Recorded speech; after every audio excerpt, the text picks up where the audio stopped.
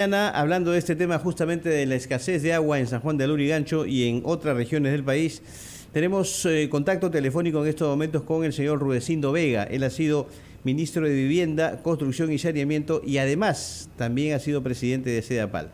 ¿Cómo está, señor Vega? Tenga usted muy buenos días y muchas gracias por atendernos. No, Carlos, muy buenos días a ti y también a tu tocayo. Buenos días, más bien muchísimas gracias a ustedes y a RPP por permitirme comunicar. No, y bueno, partir por lo que acaban de señalar ustedes así de claro y así de dramática es la situación del acceso al agua, del derecho al agua que tenemos los ciudadanos. Pero a veces nos quedamos solamente en la parte epidérmica, ¿no? Hablamos de que nos falta el agua. El desagüe todavía falta en muchísimos sitios más. No hablamos del tratamiento de aguas que es necesario y mucho menos todavía hablamos de los cuidados que debemos de tener en las cuencas para tener el agua. El agua es escaso en Lima, ¿no? Exacto. Ahora, yo lo que quería referirme es al tema de no solamente, el abastecimiento de agua, colocación de tuberías, ¿cierto?, sino también al tema de gestión en términos generales, que creo ha sido un tema, diremos, negativo, un pasivo, ¿no?, en la gestión de SEDAPAL, porque ¿de qué manera podemos solucionar esta brecha, llenar esta brecha que hay, ¿no?, de personas que todavía no cuentan con servicio de agua potable y alcantarillado, no solo en San Juan de Lurigancho, porque diríamos que este es una parte nada más, ¿cierto?, pero a nivel nacional? Siempre ha sido el objetivo de los gobiernos llegar al mayor número de personas en el abastecimiento del agua, pero el tema de la gestión, ¿en qué ha fallado, señor Vega? Mira, hay varios factores, porque en realidad las empresas que tenemos a nivel nacional, muchísimas empresas fueron municipales y los municipios casi nunca tenían recursos para poder hacer las obras de agua que necesitaban. Recordemos que nosotros en los últimos 50, 70 años hemos ido cambiando nuestro rostro. De ser un país rural, nos hemos convertido en un país urbano. Entonces la gente ha venido del campo a vivir a la ciudad. Y en la ciudad los servicios de agua eran más importantes, más urgentes, más abundantes. La población crecía, se necesita más agua. Y cuando se necesita más agua hay que ponernos a pensar de esta siguiente manera: ¿dónde embalsamos el agua para acumular y atender a los vecinos? ¿Cómo lo traemos en el caso de Lima? ¿Cómo se trae desde la punta de la cordillera, que está en Junín y en la Sierra de Lima? ¿Cómo la traemos hasta la ciudad para convertirla en agua potable? Una vez convertida en agua potable, ¿cómo la distribuimos en redes por todos los distritos del país? Y una vez que están distribuidos por las redes, por todos los distritos del país, ¿cómo las metemos a las organizaciones? Y después de meter a las organizaciones o asentamientos humanos, ¿cómo la metemos a las casas? En realidad es un tema de gran infraestructura en las grandes ciudades o en las pequeñas, que requiere muchísima inversión. Esa inversión en el Perú generalmente ha sido inversión pública. También a partir de los 90 se comenzó a meter mucha inversión privada, pero aún así nos hace muchísima falta. Todavía en muchísimas ciudades del Perú necesitamos más infraestructura. Los municipios tienen los recursos, el Estado tiene esos recursos para hacer toda esa infraestructura. No. Entonces hay que buscar otros mecanismos. Para eso están las alianzas público-privadas que se han venido realizando. Y, por ejemplo, hace unos 5 años se creó la OTAS como un organismo para brindar apoyo a las empresas de saneamiento que eran municipales y que daban un pésimo servicio. SEDAPAL en Lima no es una empresa municipal, es una empresa del gobierno nacional que está adscrita al Ministerio de Vivienda, dirigida por el Fondo Empresarial del Estado, el FONAF. Y eso a veces tampoco ayuda mucho en términos de gestión. El que tenga el que dependa directamente del sector vivienda, construcción y saneamiento es importante. Ahí justamente, pero si económicamente depende del FONAF, es difícil. Ahí es el tema en el que ha fallado, efectivamente, como usted dice. Pero Carlos tiene justamente una pregunta para usted. Muchas gracias, Carlos. Señor Vega, efectivamente este problema no es nuevo, no es de ahora, y el diagnóstico, al parecer, se tiene claro, se tiene bien visto qué es lo que está sucediendo y también, como usted lo ha señalado, hay algunas alternativas de solución que podrían aplicarse, pero ¿por qué hasta ahora no se toma la decisión de iniciar el camino para la solución a este grave problema que tenemos en todo el país? Uy, mira, Carlos, si yo te contara, hay proyectos que yo, por ejemplo, los he conocido el año 2000, otros con mayor propiedad los pude conocer el 2005, y en el cual he sido testigo de haber impulsado su construcción, y ahora llego regresé a Sedapal 11 años después, y habían proyectos que sí se habían realizado mal y otros que nunca habían entrado al portafolio. Hay proyectos que yo conocí el año 2000 y que hasta aún ahora siguen haciendo cola en proinversión para ver si es que se convierten en realidad o no. Y son proyectos de los cuales depende el abastecimiento al 100% de ciudadanos en Lima. Sí, por ejemplo, yo podría decirte, Sedapal hoy día decide dar agua a todo Lima sin discriminar a nadie. No puede. Y eso que teniendo todas las redes, por decirte teniendo todas las redes para brindar, no podría. Y no podría por dos razones. Primero, porque no tiene la suficiente capacidad de agua acumulada arriba en la cuenca, en las lagunas, en los reservorios, para atender al 100% de limeños.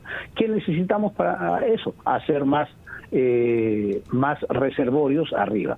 Pero cuando se hagan más reservorios arriba va a aparecer otro tema sustantivo. ¿Cómo tratas esa agua para atender al 100%? Todavía no tenemos las plantas de tratamiento de agua para convertirlo en agua potable y brindar a todos. Cuando tengamos las plantas de tratamiento va a aparecer otro tema, que no tenemos las redes troncales en todo Lima para distribuir el agua. Y así es una cadena de problemas, pero aún podríamos tener todas esas y no sé si es suficiente, entonces tenemos que voltear. ¿Por qué? Sí. Porque hubo sequía, porque no llovió ese año. Entonces nosotros tenemos acá al frente de nuestra costa, tenemos un mar recontraabundante, pero esa agua es salada, no es potable, pero hay mecanismos para convertirlo en agua potable. El agua de mar salada se puede desalar, y eso también necesitamos ahora en Lima. Sí, cuando menos necesitamos una planta de desalinización que sea urgente, que nos permita enfrentar este tipo de emergencias. O sea, señor vamos Vega, a decir...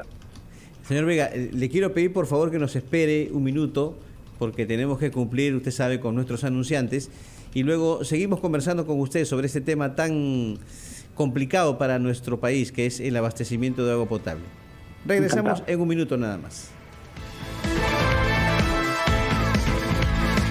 Seguimos en la rotativa del aire por RPP, La Voz del Perú. Hoy jueves 9 de septiembre, son las 7 de la mañana con 19 minutos. Estamos Carlos González de Trujillo y Carlos Villarreal aquí en Lima conversando con Rudecindo Vega, ex ministro de Vivienda, Construcción y Saneamiento y además expresidente de Sedapal. Señor Vega, yendo al caso concreto de San Juan del Lurigancho, ¿qué factores o qué responsabilidades hay en este tema del desabastecimiento de agua, los aniegos que se han formado desde ya 2019, si no me equivoco, el primero de ellos, y la forma como se puede solucionar esto? Porque la verdad, por más alternativas que se presentan, la gente no tiene agua. Así que, sí. ¿Cuál es su análisis de lo que está pasando en San Juan del Lurigancho? Mira, Carlos, esta es una responsabilidad múltiple. Hay varios responsables. Uno primero, en el origen hay que poner que el daño que se ocasiona al colector por el que se bota el desagüe, primero que nada, quizás para el ciudadano común y corriente, pongámoslo en esta forma más sencilla. Toda agua que consumimos los peruanos, toda agua que entra, hay que botarla, ¿no? El agua potable que entra sale como desagüe. Entonces, uso y boto el agua. ¿Qué es lo que pasa si es que el sistema para botar no funciona? Se malogra, como en este caso en San Juan del Lurigancho. No puedo seguir usando, porque no tengo cómo botar. Voy a generar una epidemia en la zona, porque voy a acumular agua para botar sin hacerlo. Ya. Entonces, ese es el problema. El colector de desagüe no funciona y entonces lo que Sedapal ha hecho es cortar el servicio de agua, darlo por horas para que no se acumule, porque no hay desagüe para ¿Qué ha botar. faltado con Y el son 1 millón de colector? habitantes. Mantenimiento. Entonces, lo que ocurrió con el colector es que cuando se hizo el tren eléctrico, y lo hizo Odebrecht Graña Montero hace unos años atrás, Ajá. tenía que pasar por la zona en donde estaba el colector. Entonces, para intervenir en esa zona, tuvo que atravesar ese colector y moverlo a otro lugar. Pidió el permiso a Sedapal, hizo su propuesta, Sedapal lo aprobó y se decidió hacer ese colector. Ese colector que se hizo moviéndolo, y lo hizo la misma empresa del tren eléctrico, fue en el 2019. no se hizo bien, no se hizo bien, se reventó. Entonces vamos a decir, y al reventarse ocasionó el primer problema del 2019. Pero ese colector que está mal hecho y se empalmó con el tradicional, necesitaba varias intervenciones en diferentes lugares más. Entonces, se solucionó una partecita, se afectó y se va reventando en otros sitios. ¿Por qué? Porque no se cambió por uno nuevo y uno más moderno y uno más grande.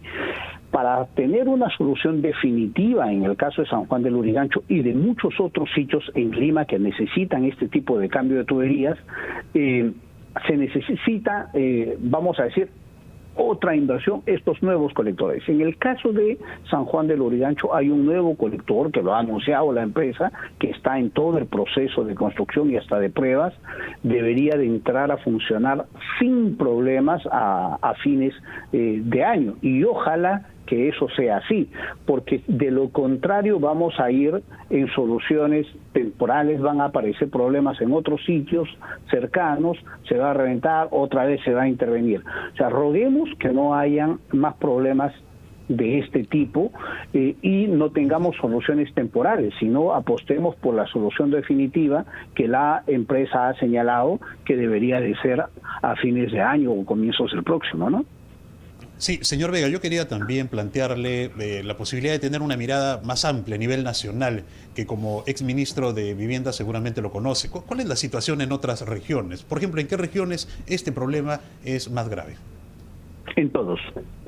Fíjate lo grave que te digo, en todos. No hay ninguna región que se salve, no hay ninguna ciudad grande, importante que se salve. En todas necesitamos mayor infraestructura para brindar el servicio de agua. En todas necesitamos todavía mayor infraestructura para el tema del desagüe. En todas las regiones necesitamos infraestructura para tratar el agua y convertirla en potable. Hay muchísimos lugares del país en donde la gente consume agua entubada, o sea, solamente el agua se lo capta, se lo mete a tubos y llega a la casa, pero no es tratada ni convertida en potable. En todas las regiones necesitamos plantas de tratamiento de aguas residuales para no contaminar tanto el ambiente, ¿verdad? O sea, no hay ninguna ciudad del país, no hay ninguna región que uno pueda decir, esta aprobó, tiene un checklist, está bien. Por eso es que en el Perú es necesario que el servicio de agua y saneamiento y tratamiento de aguas y de cuidado de la cuenca, yo hablo siempre de del paquete de esos 4 temas, pueda ser declarado en emergencia. Ustedes recordarán lo que nos ha ocurrido, y en Trujillo también ocurrió, como ocurrió en las ciudades de la costa y Lima hace 5 años, cuando hubo esta suerte de tremendas lluvias que se vinieron y rompieron toda tubería. Claro, y inundó Trujillo, y Piura, Tumbes, Lima, ni qué decir, ¿verdad? Entonces nos hizo sentir lo dramático que es la falta de infraestructura. Y desde ese momento nosotros seguimos insistiendo, es necesario que el servicio de agua, saneamiento, tratamiento de aguas en el Perú sea declarado en emergencia. Y cuando sea declarado en emergencia hay que crear una serie de mecanismos para que no nos mesan con el tema de que el proyecto tiene que demorar unos 4, 5, 6, 7 años para recién convertirse en expediente técnico. O sea, hay proyectos que uno los conoce hace 10 años y que todavía no están en obra. Entonces, hay Hay ejemplos para hacerlo rápido, de manera efectiva y de manera buena. Este ejemplo que se hizo en los Panamericanos de hacer inversión pública con contratos de gobierno a gobierno, pues eso es lo que hay que aprovechar en todos estos temas, así como hay en el tema de agua, saneamiento, también se pueden hacer en otros aspectos de la vida. Lo importante en este caso, señor Vega, es aprovechar justamente estas ventajas que hay para de alguna manera tratar de paliar esta situación y solucionar la falta de abastecimiento de agua, no solamente en Lima, sino también a nivel nacional. Le agradecemos mucho, señor Vega. Y quizás, Carlos, solamente para un 30 concreto, segundos, por favor, en el cual, 30 segundos, decir, no hay que hacer escarnio de Sedapal, a veces la empresa se pone al servicio, sé que están tratando por todos los mecanismos de llegar a brindar este servicio este fin de semana, pero lo más importante, vean el tema de fondo, vean el tema definitivo. A las empresas que están haciendo la obra, por favor, háganla bien. Y a los ciudadanos y a Sedapal, supervisen la obra para que esté bien hecha y sea entregada de manera oportuna. Muchas gracias, Carlos. A usted, don Rudecindo Vega, ex ministro de Vivienda y además ex titular de Sedapal, estuvo con nosotros para hablar acerca de la situación en San Juan del Lurigancho.